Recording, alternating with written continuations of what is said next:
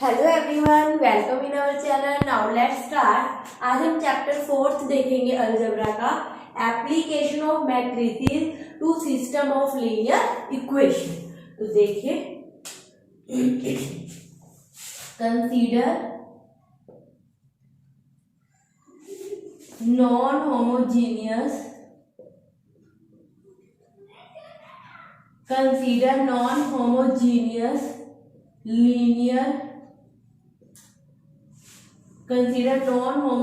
m linear equations in n unknowns।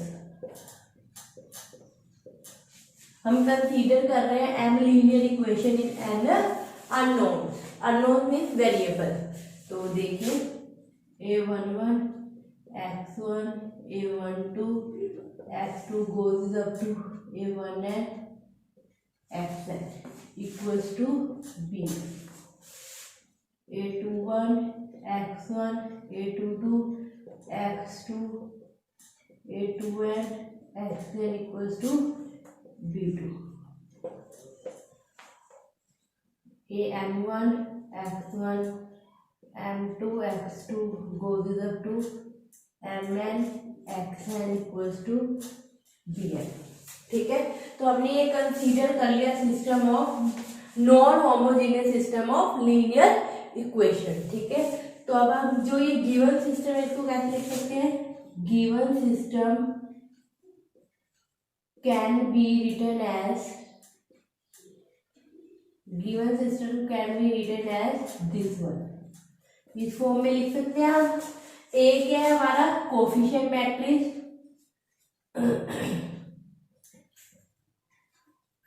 Where A is coefficient matrix, X क्या होगा? Number of unknowns. ये क्या है हमारे पास? कांस्टेंट,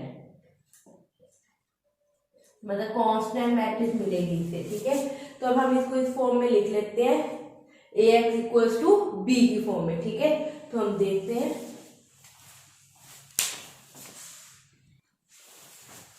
तो देखिए, अब राइट डाउन कर लेते हैं हम। ए कोफिशिएंट मैट्रिक्स, तो ए क्या हो जाएगा हमारे पास? a11 a12 a1n, a21 a22 a2n, am1 m2 mn। Okay, X number of unknowns है, x1 x2 goes up to xn। B constant matrix है, क्या आ जाएगा? b1 b2 bn। ठीक है, तो अब देखिए, ये हमारे पास क्या होती है? Coefficient matrix. अपने पास अगर आप ये लेके चलेंगे, इज कॉल्ड ऑगमेंटेड मैट्रिक्स। क्या बोलते हैं? Augmented matrix. ठीक है, और अब हमें ये देखना है कि हमें इक्वेशंस का सॉल्यूशन कब मिलेगा। ठीक है, तो देखिए, हमारे पास टू टाइप्स की इक्वेशन होती है। एक तो होती है हमारे पास कंसिस्टेंट और एक होता है इनकंसिस्टेंट। कंसिस्टेंट क्या होता है? The equations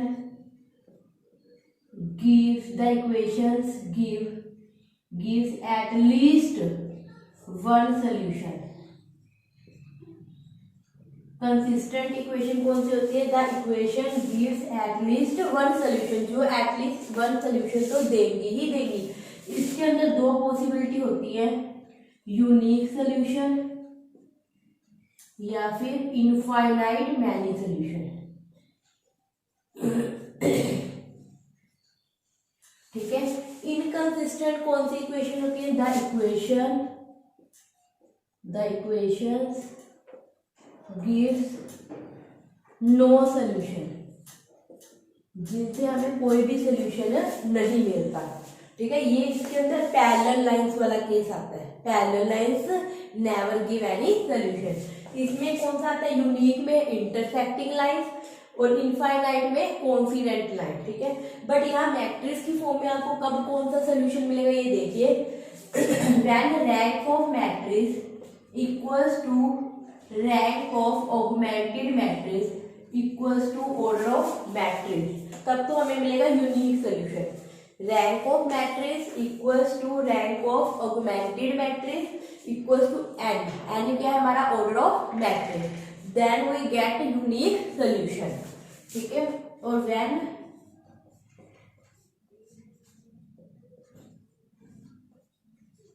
rank of coefficient matrix equals to rank of augmented matrix but less than n, but rank क्या होगा दोनों का लेस देन एन, एन क्या है order of matrix, then we get infinite many solution. Okay, inconsistent कब होगा no solution, when rank of coefficient matrix not equals to rank of augmented matrix. Rank of matrix और rank of augmented matrix when both are not equal, तब हमें मिलेगा inconsistent system, that means no solution. Okay, तो आपको ये always mind में रखना है। तो अब हम एक क्वेश्चन देखते हैं, उससे आपको अच्छे से क्लियर हो जाएगा।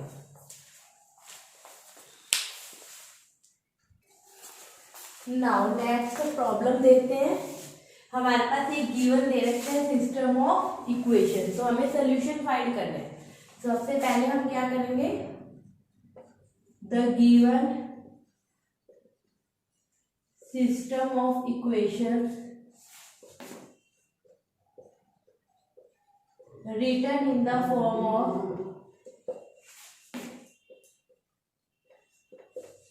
ax इक्वल्स टू b, इस फॉर्म में हम लिख लेंगे। ए आपको पता है कोफिशिएंट मैट्रिक्स है, X number of unknown, B constant matrix. तो ए हमारे पास क्या आ जाएगा कोफिशिएंट 2 - 3 1 1 1 1 1 - 1 1। एक्स हमारे पास क्या आ जाएगा नंबर ऑफ अननोन, बी क्या होंगे कांस्टेंट। ओके, सबसे पहले हमने सिस्टम को किस फॉर्म में लिख दिया, A X equals to B. अब आपको पता है ये सिस्टम कंसिस्टेंट कब होगा, the given system is consistent when rank of matrix equals to rank of augmented matrix equals to n, N क्या है ऑर्डर ऑफ मैट्रिक्स, जो कि हमारे पास क्या है 3/3। तो ये कंडीशन अगर आती है तब हमारा सिस्टम कंसिस्टेंट है, अगर लेस देन एन होगा तब भी कंसिस्टेंट है, तो इसलिए ये चाहे मेंशन मत कीजिए। ओके, अगर ये इक्वल आ गया तो सिस्टम कंसिस्टेंट है, फिर वो डिपेंड करता है भी यूनिक है या इनफाइनाइट, वो डिपेंड करेगा। अगर एन के इक्वल है तो यूनिक, लेस देन एन है तो इनफाइनाइट। ठीक है, तो हम रैंक फाइंड करते हैं। हम ऑगमेंटेड मैट्रिक्स लेके चलते हैं, ऑगमेंटेड मैट्रिक्स लेके चलेंगे।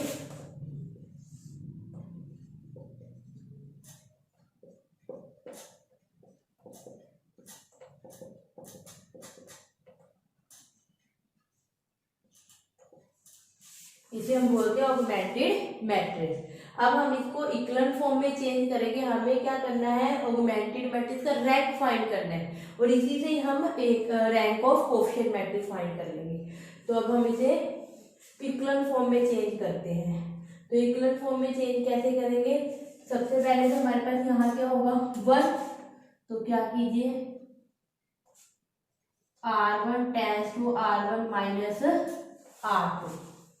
ठीक है, तो देखिए हमारे पास क्या आ जाएगा,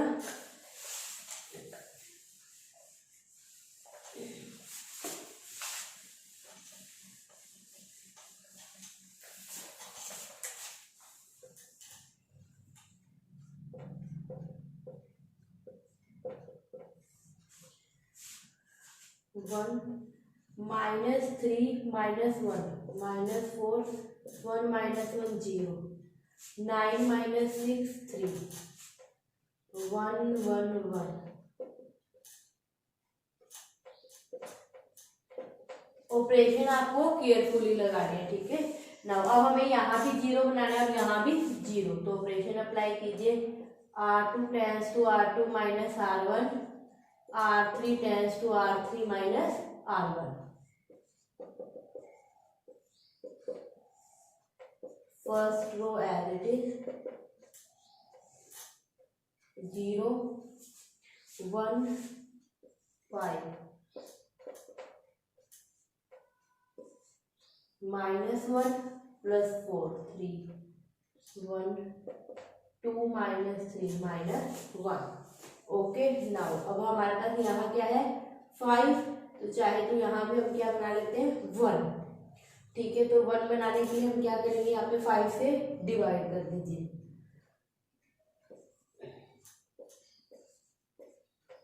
1/5 से मल्टीप्लाई कर देंगे R2 को, तो देखिए क्या आ जाएगा हमारे पास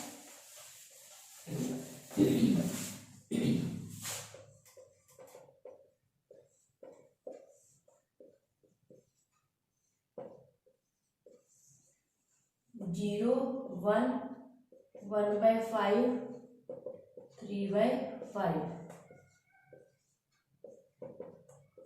अब हम यहाँ क्या बना लेंगे 0, इक्वल फॉर्म में चेंज कर देंगे।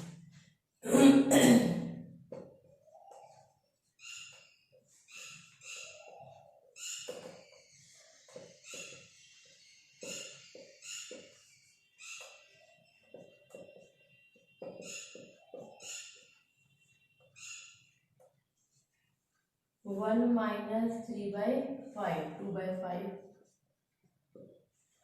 -1 -9/5, तो हमारे पास क्या हो जाएगा ये -14/5। ओके, -1 -9/5, तो 5, तो ये हो जाएगा हमारे पास 14। ठीक है, तो हमारे पास ये आ गया, तो हमारे पास ये इक्विवेलेंट फॉर्म आ गई। तो अब अपने पास ऑगमेंटेड मैट्रिक्स का रैंक क्या है, देखिए नॉन जीरो रोज कितनी है हमारे पास 3। अब आपको फाइंड करना है रैंक ऑफ कोफिशिएंट मैट्रिक्स। वो कैसे फाइंड करेंगे, आप इसको हाइड कर दीजिए, तो ये अपने पास ए मैट्रिक्स रहेगी, तो इसमें देखिए नॉन जीरो रो कितनी है, इसमें भी नॉन जीरो रो कितनी है 3 1 2 3। ठीक है, जो बी वाला है इसको हाइड कर देंगे। ठीक है, तो रैंक ऑफ मैट्रिक्स में हमारे पास क्या है 3, इसको हाइड करके फाइंड कर सकते हो रैंक ऑफ कोफिशिएंट मैट्रिक्स। ठीक है, और ऐसे हमारे पास ऑगमेंटेड मैट्रिक्स है, तो बोथ आर क्या आ रहे हैं हमारे पास इक्वल, और किसके इक्वल आ रहे हैं 3, और 3 क्या है हमारे पास n ऑर्डर ऑफ मैट्रिक्स। ठीक है, तो इट मींस हमें कैसा सोल्यूशन मिलेगा, यूनिक सोल्यूशन। सिस्टम कंसिस्टेंट है और सोल्यूशन कैसा मिलेगा हमें, unique. System is given, system of equation is consistent, we get unique solution. कैसा सोल्यूशन मिला हमें, यूनिक। तो अब हम यहाँ से फाइंड कर लेते हैं यूनिक सोल्यूशन। तो देखिए हमारे पास क्या आएगा, अगर आप इसको करेंगे तो यहाँ से हमारे पास इक्वेशन बनेगी, अगर वही वाली फॉर्म लेके चले Ax = b, तो ए मैट्रिक्स हमारे पास क्या है 1 - 4 0 0 1 1/5 0 0 2/5। एक्स क्या है variable X Y Z, B हमारे पास कॉन्स्टेंट्स क्या है, यही वाले लोगे 3 3/5 -14/5। तो इक्वेशन क्या आएगी हमारे पास x - 4y = 3, y + z/5 = 3/5। यहाँ क्या आया 2/5, z = -14/5। तो यहाँ से z की वैल्यू फाइंड कीजिए, कैंसिल, z हमारे पास आ गया -7। तो z की वैल्यू हम यहाँ पुट कर देंगे, तो हमारे पास x की वैल्यू आ जाएगी 3/5 + 7/5। तो y हमारे पास क्या आ जाएगा 2, तो y की वैल्यू यहाँ पुट कर देंगे, तो x आ जाएगा हमारे पास 3 + 8, x की वैल्यू क्या आ गई 11। तो x y z हमारे फाइंड कर लिए, तो हमें यही फाइंड करना था इक्वेशन का सोल्यूशन। ठीक है, नेक्स्ट लेक्चर में हम आगे डिस्कस करेंगे। Thank you for watching my video.